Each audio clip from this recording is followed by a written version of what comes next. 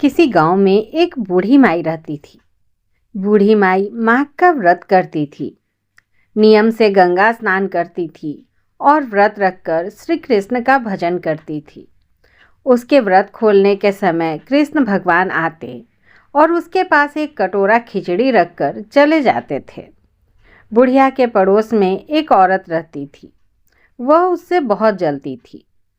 वह यह रोज देखती कि बूढ़ी के पास दिन भर तो खाने के लिए कुछ होता नहीं, फिर ये व्रत करके रोज रोज खिचड़ी कहाँ से खाती है। एक बार माघ संक्रांति के दिन बूढ़ी माई गंगा स्नान के लिए गई। उधर कृष्ण भगवान उसका खिचड़ी का कटोरा लेकर आए और रख गए। पड़ोसन ने बूढ़ी के आंगन में जब खिचड़ी का कटोरा रखा देखा और देखा कि बुढ़िया नहीं है, तब उसने घर के पीछे के दरवाजे की सड़क किनारे खिचड़ी फेंक दी और कटोरा भी वहीं डाल दिया। स्नान के बाद बूढ़ी माँ घर आई तो उसे खिचड़ी का कटोरा नहीं मिला और वह भूखी ही रह गई। बार बार एक ही बात कहती कि कहाँ गई मेरी खिचड़ी और कहाँ गया मेरा खिचड़ी का कटोरा। दूसरी ओर पड़ोसन ने जहाँ खिचड़ी गिराई थी वहाँ एक पौधा उगा जिसमें 2 फूल खिले थे। उस राज्य का राजा बड़ा दयालु था। उसके पास धन वैभव सब कुछ था, लेकिन एक भी संतान नहीं थी। उसके राज्य में उत्तराधिकारी की समस्या थी, जिससे राजा परेशान रहता था।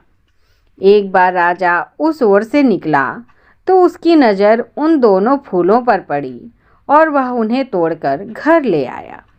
घर आने पर उसने वह फूल रानी को दिए, जिन्हें सूंघने पर रानी गर्भवती हो गई। कुछ समय बाद रानी ने 2 पुत्रों को जन्म दिया।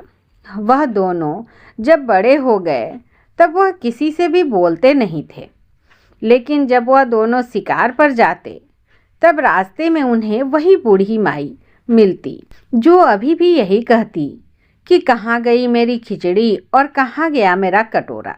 बुढ़िया की बात सुनकर वो दोनों कहते कि हम ही हैं तेरी खिचड़ी और हम हैं तेरा कटोरा। हर बार जब भी वह शिकार पर जाते तो बुढ़िया यही बात कहती और वे दोनों यही उत्तर देते। एक बार राजा के कानों में ये बात पड़ गई। उसे आश्चर्य हुआ कि दोनों लड़के किसी से नहीं बोलते, तब यह इस बूढ़ी से कैसे बात करते हैं। राजा ने उस वृद्ध महिला को राजमहल बुलवाया और कहा कि हम में से तो किसी से ये बोलते नहीं हैं, तुमसे ये कैसे बोलते हैं। बुढ़िया ने कहा, महाराज, मुझे नहीं पता कि ये कैसे मुझसे बोलते हैं। मैं तो माघ का व्रत करती थी और कृष्ण भगवान मुझे खिचड़ी का कटोरा भरकर दे जाते थे। एक दिन मैं स्नान करके वापस आई तो मुझे ये खिचड़ी नहीं मिली। जब मैं कहने लगी कि कहाँ गई मेरी खिचड़ी और कहाँ गया मेरा कटोरा, तब इन दोनों लड़कों ने कहा कि तुम्हारी पड़ोसन ने तुम्हारी खिचड़ी फेंक दी तो उसके 2 फूल बन गए। वह फूल राजा तोड़कर ले गया और रानी ने सूंघा तो हम 2 लड़कों का जन्म हुआ। हमें भगवान ने ही तुम्हारे पास भेजा है। सारी बात सुनकर राजा ने बूढ़ी माँ को महल में ही रहने दे दिया। इस तरह बूढ़ी माई के दिन फिर गए और राजा को भी अपने लिए खिचड़ी के प्रसाद से 2 पुत्र रत्न मिल गए।